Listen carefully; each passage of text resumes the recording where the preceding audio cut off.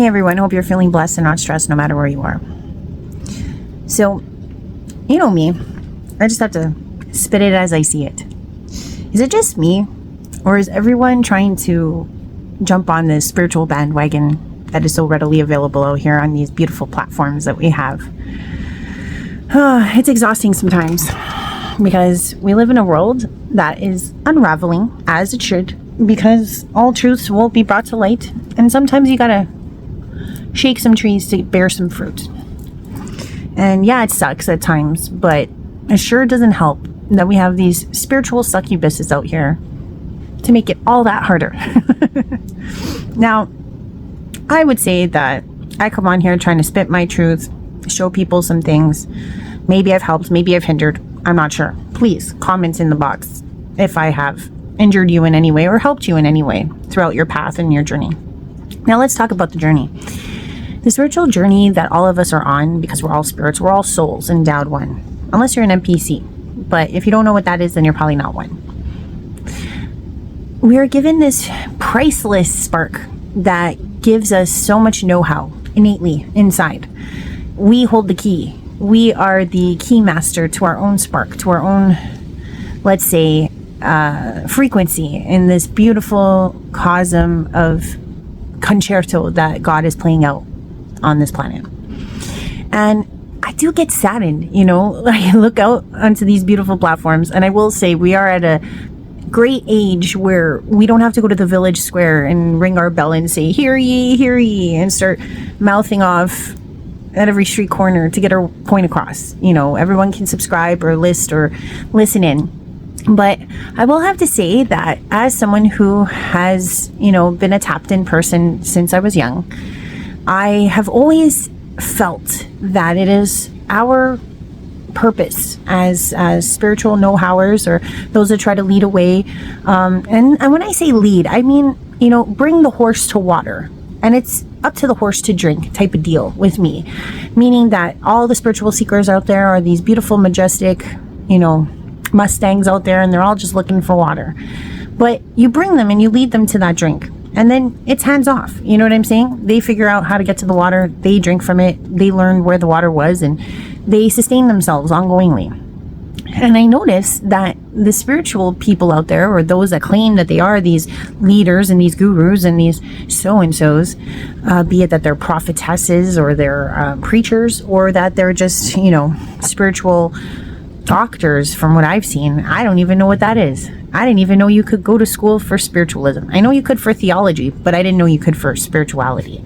I thought that was something that, was, coming from within to reach out. But supposedly, they see these people with the word doctor in front, and I'm like, well, you could go to school for theology, I guess, and you could go to school for psychology, I guess, or to be an MD or whatnot. But I wonder sometimes, I'm like, are they using the doctor addition to bolster their spiritual criteria?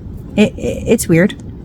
Or gurus that have to put like 5 syllable words in front of them, like that they're Batsiva, or it's like, I understand that we all want to have credentials and classifications and a tier system going on, but really and truly, like, why can't you just say you're Sam from down the street?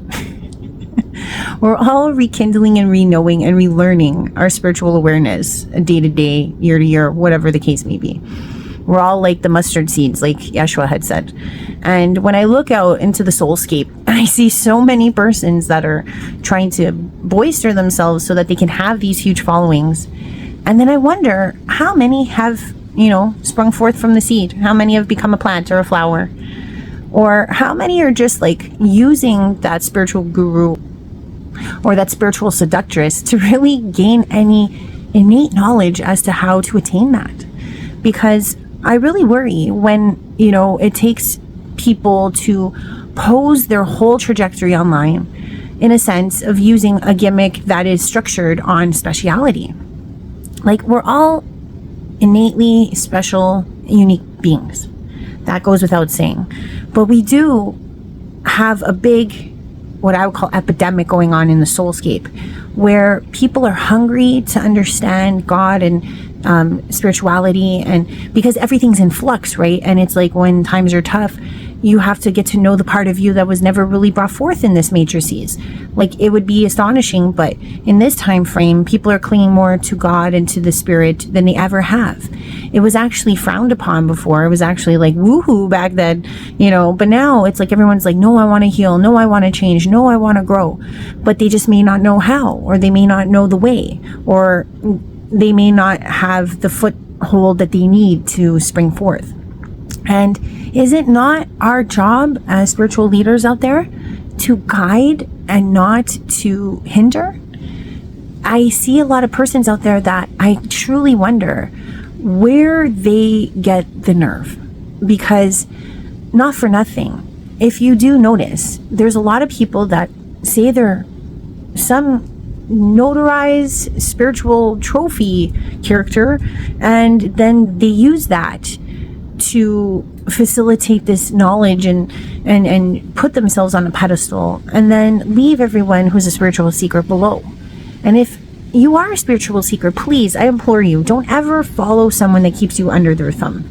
Someone who makes you feel less than, someone who makes you feel like you will never acclimate or know as much as they do. Some persons have unlocked a lot of spiritual knowledge, and that doesn't mean that they are someone to be followed. It doesn't mean that there's someone that can bring you salvation. It does not mean that they will be your salvator. And I notice, especially when it comes to these characters out there, I mean, how many Angel Gabriels are out there? How many Archangel Michaels are out there? How many, I notice that there's even these priestessy women that are like, oh, I'm the incarnated Cleopatra or Isis. And it's like, how many of you are there? Because from what I know of past lives, is some of us weren't these high-ranking notarized characters. Some of us were just the architects, or some of us were just the slaves, or some of us were just the artisans in the time of Egypt. And why is that not okay? Why is it that we all have to be these glamorized characters and not the beautiful mosaic of life that we all are? We all have a piece in the mosaic, so why not be proud of that piece? Versus needing to boister a title that may not be true, and then lord over others that are looking for that person in their life or that actual character to come in to speak with them directly. And instead of using that title, just show them how they can connect to that being themselves. Is that not the purpose? Is that not how this should work? And then it makes me wonder, to all these persons, the spiritual savant space, you know what I'm saying? Our goal and job is to help people ascend. And I know that there is a gimmick to this all. I'm not dumb. I'm not slow. I may not have a lot of followers, but I am better suited for those in the real, meaning like person to person. That's my jam. That's where I shine.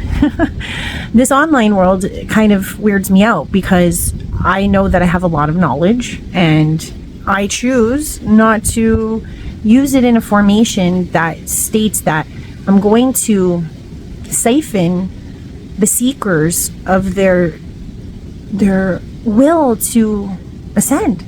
And how persons are doing this is by using someone's insecurity to its fullest gain, where almost a lot of these savants are using speciality to get those likes and get those people on board with their showmanship and with their agenda.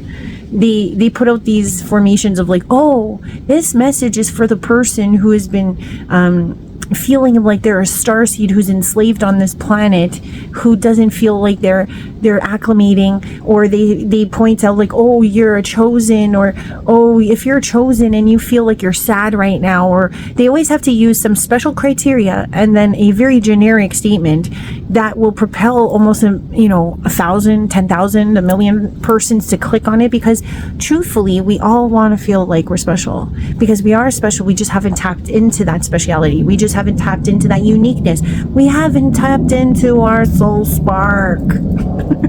But it's in us. We feel it every day that we go schlepping to work, and every day that we come home and we do this monotonous routine over and over and over again. We're like, I feel like I'm trapped in this existence and there's more to me.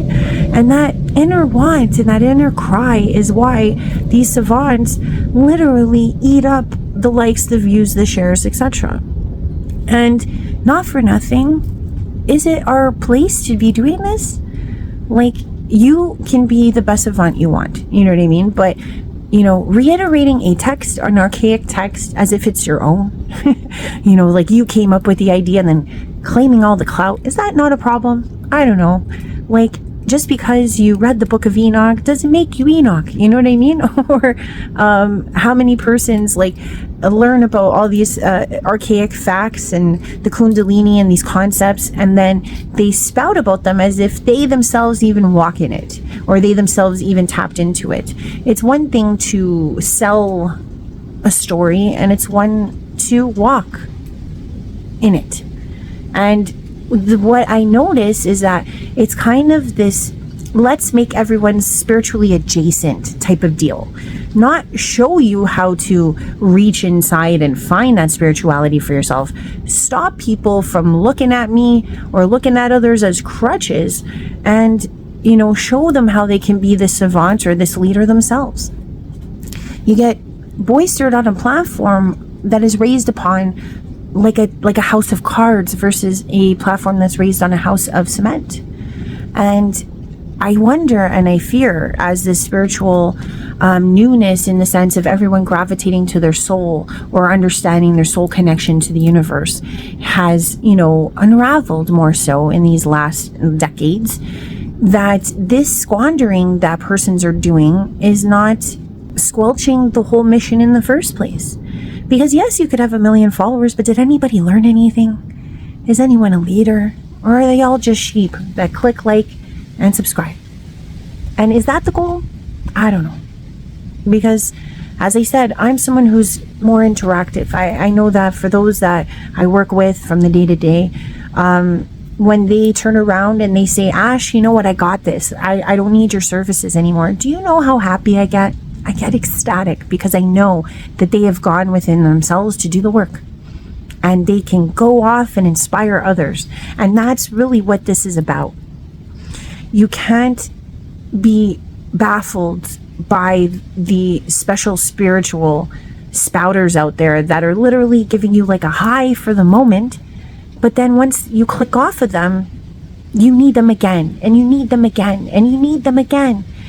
You can't be a spiritual drug dealer. You know what I'm saying? Like, you have to actually bring the horse to the water, let the horse drink, figure it out, and move on. That's the whole point of this game. That's the whole point of our job. That's the whole point of leading. Because, not for nothing, if at the end of the day all you've cultivated is a proxy of sheep, or a huge following, or a huge flock of sheep that never ever pull off the wool off of their own eyes, and they don't strive and they don't ascend, then really all that's taken place is that you're spouting spiritual specialty to the masses, and it's kind of a projection because you need them to like you and give you thanks and praise in order for you to feel validated in your own speciality. So really what's happening is that you're going back into the same ego cycle. It's a different, package. It's got a prettier bow, but really you're still stuck with the ego. You're still stuck with feeling the validation or needing the notoriety, the character of glamour, or the doctorate of spirituality to bolster yourself up, and not being able to stand in your own presence or your own right, or being okay with not the whole world making you feel better. They can hand over all this money to you and you can reap it all, but is that really what a spiritual savvy person should be doing? I wonder. And I mean, it's something that a lot of people know how to tap into the algorithm. It's very simple. You tell everyone they're special, you spit some special stories, and you show them that they're special for the moment, and they will return, and they will return, and they will return again. Trust me, I know that's the gimmick. I could do it. I could easily lure over everything that I know over persons that are seeking, and that isn't the justification of my soul's destiny. And I'm okay with that. Because realistically, when the time comes, I will say, hey, you know what? I feel like I was imparted this gift, and I was imparted my gifts, and I wanted to share them, and I wanted others to find their gifts so that they could share them and create a domino effect. I truly will not walk away from this life feeling like, oh, I had a bunch of people watch me, like me, big me up, and yet they learn nothing. I regurgitated minutia that has already archaically been written, and then I spouted it as if I was the writer of those writings. Yet they don't even know how to capture what they spoke. And most of them cannot get off of the high horse that they sit on, and it would terrify them to be seen as a civilian.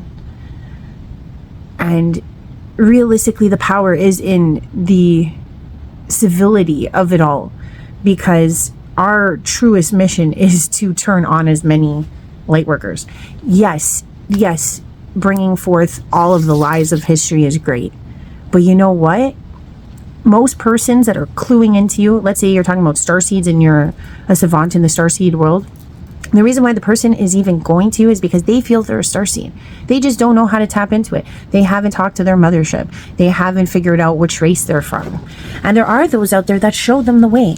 And there are those out there that just say, hey, I am this, and watch me talk about myself, when I never show you how to find your own star family or find your own star language.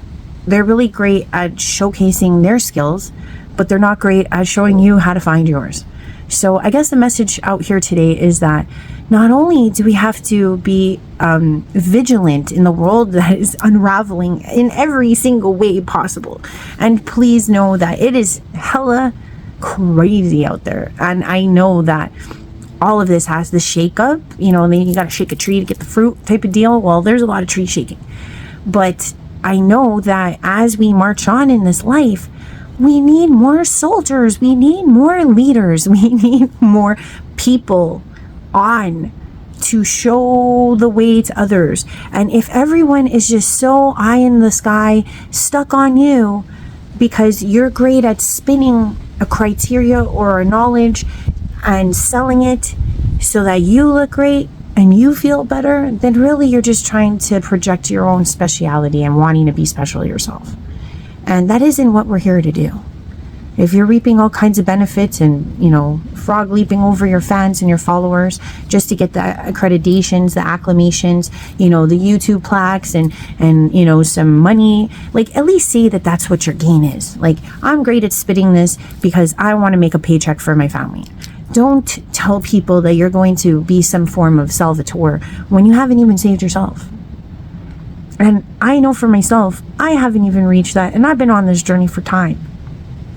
Everybody cannot find it through someone else. And I know that sounds ridiculous coming from where I'm coming from, because I am a channeler and I do help people in a spiritual practice.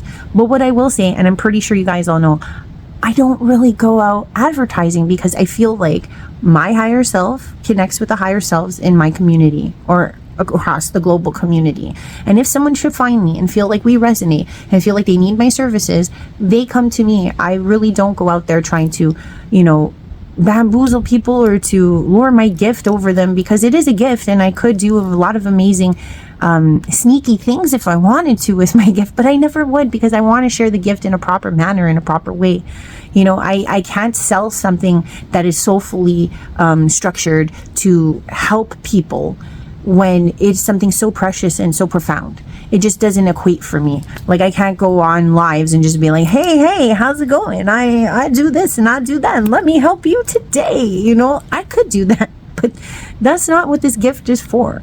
So when I see people out there shimmying and shaking and selling their spiritual sauce out there to get people on board for their means, their agendas, their wants, it saddens me, because I'm like, yo, you're kind of squelching that poor seed. That poor seed is going to stay a seed in its husk, in the darkness, never actually acclimating into the light and becoming the plant or the flower that it should be.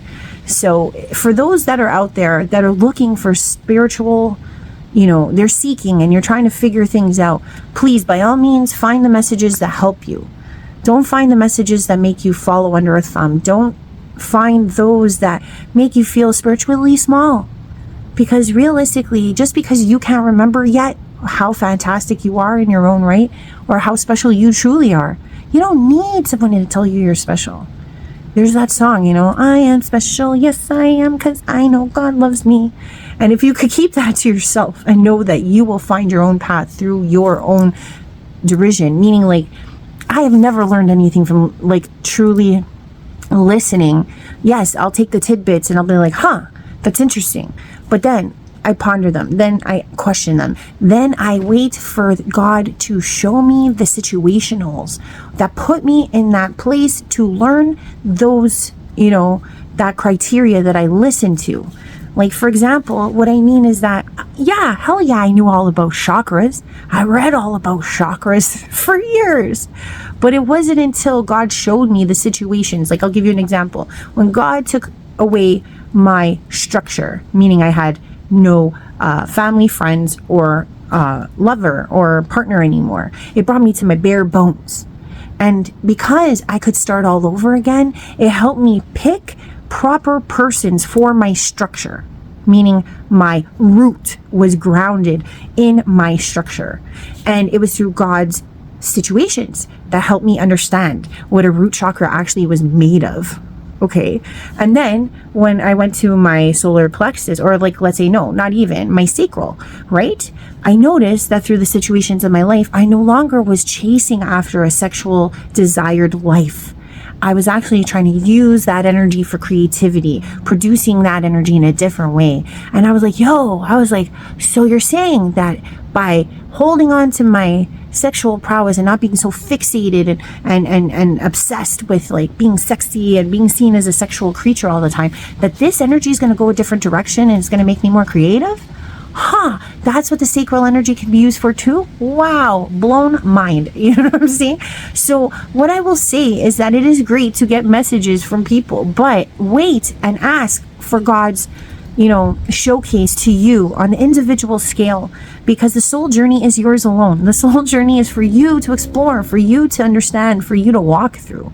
You cannot be tended to spiritual saboteurs out there that are like, I can show you this.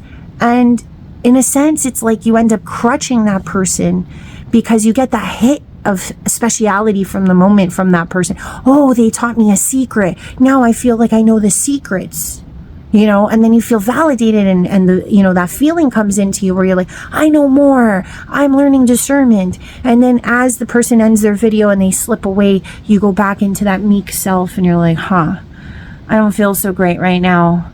I got to watch their next video because that's the high I'm looking for. So you crutch that person's know-how versus saying, hey, why am I constantly watching this person? Why am I constantly following this person? Why am I constantly not waiting for God's, path to unfold in my own life? I'm so distracted by this spiritual saboteur's know-how or leniency or actual, like I said, they try to lure it over you that you are less than, so that you don't even slip away from them as their fan. And then they won't get as much accreditation, and then they don't get as much following, or, they don't get the notoriety, and they don't get the money, and they don't get anywhere else. Because realistically, you have to be, spiritual Steve in all places. You have to be spiritual Ashley or spiritual Bob in all places, regardless of what you have underneath the character that you created. Because yes, a platform is great, but if you're putting on a front and then you're using archaic knowledge or some type of gimmick or some type of spiritual savviness to overlord, you're defeating and squelching the purpose of what the rest of us are trying to achieve here, which is to get the souls to get the souls to find all of this within themselves. Show them the practical work, show them the toughness, show them the healing methods. Show them that it's difficult to even find their own soul spark within themselves. Because I will say this, I am not someone who tries to say that everyone's special. Like, I don't try to turn my platform into the happy, spectacular, gifted hour every week or every time I come on, because the gift is within you to find. The gift is for you to open. The gift is for you to share. The gift is for you to be, not for you to watch someone else unravel and unwrap their gift and be spiritually adjacent. That's not the purpose. The purpose is for you to walk into your own right so that you can open your gift and then share your gift, and then maybe others will look to you and what you did, and then they'll take what you did and they'll learn how you did it, and then they'll go show others. So if you're siphoning and you're succubusing and you're just squelching the souls out here for your own gain, then we got to do more work, because you're just really in an ego trip, in an ego loop that, like I said, you still haven't got out of. So I love you guys all lots. I hope you find the gurus and the saboteurs and, the special so-and-sos that make you feel good for the moment, but also that bring you to a place of evolution, so that you don't just stay a seed and you become the beautiful flower plant that you truly are. That's all I want to say, because I can't relate anymore beyond what I see in this world right now, with just the upheavals of, it's really revoluting. Like, we're in a revolutionary time, and we got to get our soldiers and our minds right and our souls correct. And we can't be, having to battle all of you guys trying to put on some fucking mask or some front because you're good at selling yourself. It's really just hindering our cause. It's like, maybe, like, there needs to be some talkings to the soulful spiritual community that's siphoning the spiritual seekers out there. Because realistically, like, there's got to be some policing out there, because this can't be right. You know what I mean? Like, you're not teaching them jack. You're just keeping them bound in another cycle, in another place. And it's by your doing. And then you're saying you're a spiritual guru, or you're a spiritual knower, or you're a spiritual so-and-so. That's like, basically, like, that's one of the, there's so much, there should be a level of, you're given a huge responsibility with your know-how.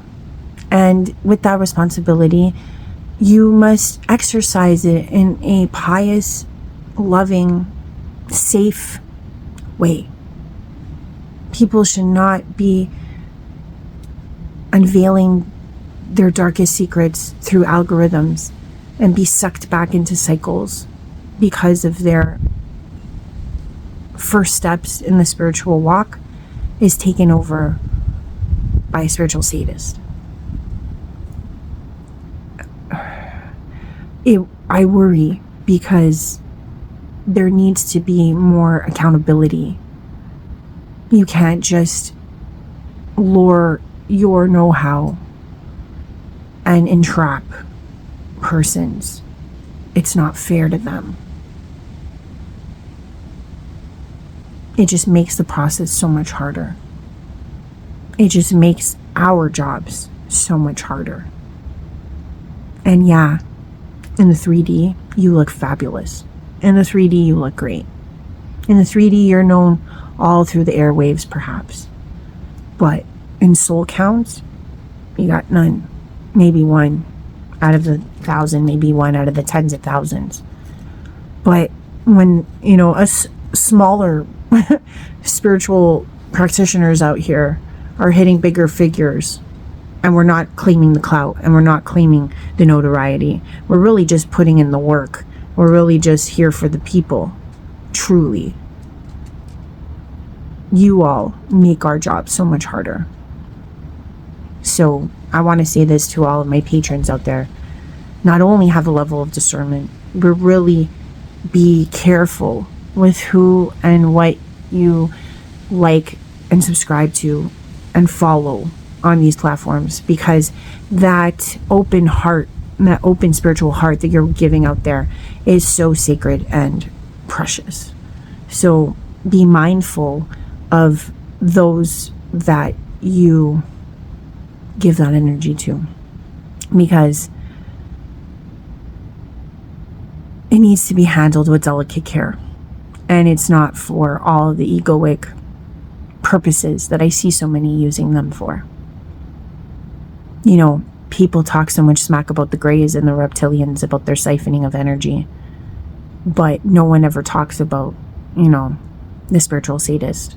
No one ever talks about the spiritualist that abuses their gift to siphon the creativity and the growth from their patrons. No one talks about that.